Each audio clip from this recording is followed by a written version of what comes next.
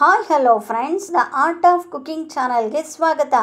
ನಾವು ಬದನೆಕಾಯಿನ ಉಪಯೋಗಿಸಿ ಸಾಂಬಾರು, ಪಲ್ಯ, ವಾಂಗಿಬಾತು, ಚಟ್ನಿ ಈ ಥರದ್ದೆಲ್ಲ ಅಡುಗೆಗಳನ್ನು ಮಾಡಿರ್ತೀವಿ.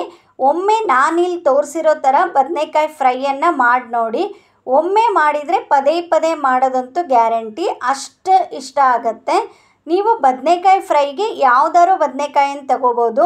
ನೇರಳೆ ಕಲರ್ದು, ಇಲ್ಲ ಹಸಿರು, ಬಿಳಿ ಕಲರ್ದು, ಈ ಥರದ್ದು ಯಾವುದಾದ್ರು ಬದನೆಕಾಯಿಗಳನ್ನು ತಗೋಬೋದು. ಸ್ವಲ್ಪ ದಪ್ಪನಾಗಿರೋ ಅಂಥ ಬದನೆಕಾಯಿನ ತೆಕ್ಕೊಂಡ್ರೆ ಚೆನ್ನಾಗಿರುತ್ತೆ. ಬದನೆಕಾಯಿನ ಸ್ಲೈಸ್ಗಳಾಗಿ ಕಟ್ ಮಾಡಿ ಇಟ್ಕೊಳ್ಳಿ. ಮೊದಲೇ ಮಸಾಲೆಯನ್ನು ರೆಡಿ ಮಾಡಿಕೊಂಡು ನಂತರ ಬದನೆಕಾಯನ್ನು ಕಟ್ ಮಾಡಿ ಇಟ್ಕೊಳ್ಳಿ.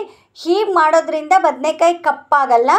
ಬದನೆಕಾಯನ್ನು ಕಟ್ ಮಾಡಿ ನೀರಲ್ಲಿ ಹಾಕಬಾರ್ದು. ಹೀಗೆ ಮಾಡೋದ್ರಿಂದ ಅದು ನೀರಿನ ಅಂಶವನ್ನು ಹೀರ್ಕೊಳ್ಳೋದ್ರಿಂದ ಈ ಫ್ರೈ ಅಷ್ಟು ಚೆನ್ನಾಗಾಗಲ್ಲ. ಮಸಾಲೆಗೆ ಬೇಕಾದ ಐಟಮ್ಗಳು ಚಿರೋಟಿ ರವೆ, ಆದಷ್ಟು ಮೀಡಿಯಮ್ ಸೈಜು ಅಥವಾ ಹೋಳಿಗೆ ರವೆ ಅಂತಾರಲ್ಲ ಆ ಥರ ರವೆಯನ್ನು ಹಾಕ್ಕೊಂಡು 1-2 ಸ್ಪೂನಷ್ಟು ಕಡಲೆ ಹಿಟ್ಟು, ಸ್ವಲ್ಪ ಅರಿಶಿನ, ರುಚಿಗೆ ತಕ್ಕಷ್ಟು ಉಪ್ಪು, ಧನಿಯಾ ಪುಡಿ, ಗರಂ ಮಸಾಲ, ಅಚ್ಕಾರದ ಪುಡಿ ಹಾಗೂ ಸ್ವಲ್ಪ ನಿಂಬೆ ರಸ ಹಾಕ್ಕೊಂಡು ಚೆನ್ನಾಗಿ ಕಲಿಸ್ಕೋಬೇಕು. ಇದನ್ನು ಕಲಿಸ್ಲಿಕ್ಕೆ ನೀರನ್ನು ಉಪಯೋಗಿಸ್ಕೋಬಾರ್ದು. ಇದು ಡ್ರೈ ಪೌಡ್ರನ್ನೇ ಮಾಡಿಟ್ಕೋಬೇಕು. ನೀವು ನಿಂಬೆ ರಸದ ಬದಲಾಗಿ ಆಮ್ಚೂರ್ ಪೌಡ್ರನ್ನ ಸಹ ಉಪಯೋಗಿಸ್ಕೋಬೋದು.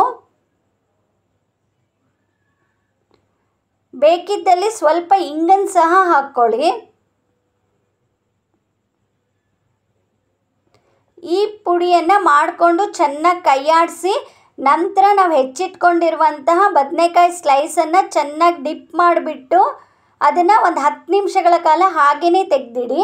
ಹೀಗೆ ಮಾಡೋದ್ರಿಂದ ಬದನೆಕಾಯಿಗೆ ಅದು ನೀರು ಬಿಟ್ಕೊಂಡು ಉಪ್ಪು ಮತ್ತು ಖಾರದ ಅಂಶ ಎಲ್ಲ ಚೆನ್ನಾಗಿ ಹತ್ಕೊಳ್ಳುತ್ತೆ. ಮಾಡಿದ ತಕ್ಷಣವೇ ಡಿಪ್ ಮಾಡಿ ಹಾಕೋದ್ರಿಂದ ಅದು ಎಲ್ಲ ಬಿಟ್ಕೊಳ್ಳೋ ಚಾನ್ಸಸ್ ಇರುತ್ತೆ. ಹಾಗಿದ್ದರಿಂದ ಅದನ್ನು ಒಂದು 10 ನಿಮಿಷಗಳ ಕಾಲ ಅದು ಅಬ್ಸರ್ವ್ ಮಾಡ್ಕೊಳ್ಳೋಕೆ ಬಿಟ್ಕೋಬೇಕು. ನಂತರ ಒಂದು ತವಾ ತಗೊಂಡು ಅದಕ್ಕೆ ಸ್ವಲ್ಪ ಎಣ್ಣೆಯನ್ನು ಹಾಕ್ಕೊಂಡು ನಾವು ಮೊದಲೇ ರೆಡಿ ಮಾಡಿ ಇಟ್ಕೊಂಡಿರುವಂತಹ ಬದನೆಕಾಯಿ ಸ್ಲೈಸ್ಗಳನ್ನು ನಿಧಾನವಾಗಿ ಜೋಡಿಸ್ಕೊಳ್ಳಿ.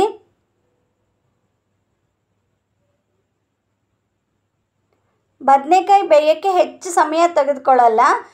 ಆದಷ್ಟು ಮೀಡಿಯಮ್ ಫ್ಲೇಮ್ನಲ್ಲೇ ಇದನ್ನು ಫ್ರೈ ಮಾಡ್ಕೊಳ್ಳಿ. ಹೀಗೆ ಮಾಡ್ಕೊಳ್ಳೋದ್ರಿಂದ ಬದನೆಕಾಯಿ ಚೆನ್ನಾಗೇ ಫ್ರೈ ಆಗುತ್ತೆ, ಜೊತೆಗೆ ಟೇಸ್ಟ್ ಕೂಡ ತುಂಬಾ ಚೆನ್ನಾಗಿರುತ್ತೆ. ದೊಡ್ಡ ಊರಿನಲ್ಲಿ ಮಾಡ್ಕೊಳ್ಳೋದ್ರಿಂದ ಬದನೆಕಾಯಿ ಎಲ್ಲ ಕಪ್ಪಾಗಿ ಟೇಸ್ಟ್ ಕೂಡ ಹಾಳಾಗುತ್ತೆ. ಆದ್ದರಿಂದ ಆದಷ್ಟು ಸಣ್ಣ ಫ್ಲೇಮ್ನಲ್ಲೇ ಇದನ್ನು ಮಾಡಿಕೊಂಡ್ರೆ ಟೇಸ್ಟ್ ಚೆನ್ನಾಗಿರುತ್ತೆ. ನಂತರ ಒಂದು ಸೈಡ್ ಬೆಂದ ನಂತರ ಮೇಲ್ಗಡೆಗೆ ಸ್ವಲ್ಪ ಸ್ವಲ್ಪ ಎಣ್ಣೆ ಹಾಕಿ ಅದನ್ನು ತಿರುವು ಹಾಕ್ಕೊಳ್ಳಿ. ಹೀಗೆ 2 ಭಾಗನೂ ರೋಸ್ಟ್ ಆಗೋ ಥರ ಅದನ್ನು ಫ್ರೈ ಮಾಡ್ಕೊಳ್ಳಿ. ಬದನೆಕಾಯಿ ಅಲ್ಲದೆ ಇದೇ ಮಸಾಲೆಯನ್ನು ಉಪಯೋಗಿಸ್ಕೊಂಡು ಆಲೂಗೆಡ್ಡೆ, ಬಾಳೆಕಾಯನ್ನು ಸಹ ಈ ರೀತಿಯಾಗಿ ಫ್ರೈ ಮಾಡ್ಕೋಬೋದು. ತುಂಬಾ ಟೇಸ್ಟ್ ಚೆನ್ನಾಗಿರುತ್ತೆ. ನೀವು ಸಹ ಒಮ್ಮೆ ಹೀಗೆ ಟ್ರೈ ಮಾಡಿ ಹೇಗಾಯಿತು ಅಂತ ನನಗೆ ಕಮೆಂಟ್ ಮಾಡಿ. ಈ ರೆಸಿಪಿ ಮಾಡೋದು ತುಂಬಾ ಸುಲಭ, ಹಾಗೆ ರುಚಿ ಕೂಡ ತುಂಬಾ ಚೆನ್ನಾಗಿರುತ್ತೆ.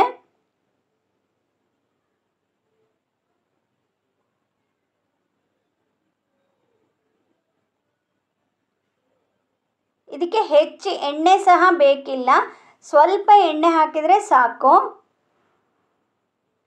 ಈ ಫ್ರೈಯನ್ನು ಅನ್ನದ ಜೊತೆ ಸೈಡ್ ಡಿಶ್ಶಾಗಿ ಸಹ ತಿನ್ಬೋದು, ಹಾಗೆ ಸಹ ತಿನ್ನಲಿಕ್ಕೆ ತುಂಬಾ ಟೇಸ್ಟ್ ಆಗಿರುತ್ತೆ. ಈ ವಿಡಿಯೋ ಇಷ್ಟವಾಗಿದ್ದಲ್ಲಿ ಲೈಕ್, ಶೇರ್ ಮತ್ತು ಕಮೆಂಟನ್ನು ಮಾಡಿ. ಇನ್ನೂ ಹೆಚ್ಚಿನ ವಿಡಿಯೋಗಳಿಗಾಗಿ ನನ್ನ ಚಾನಲ್ಗೆ ಸಬ್ಸ್ಕ್ರೈಬ್ ಆಗಿ.